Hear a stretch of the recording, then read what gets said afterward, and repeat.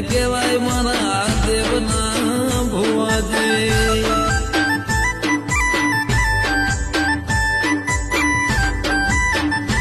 રોતા આવે એને કરી દે રાજી, એને કહેવાય મારા દેવના ભુવાજી.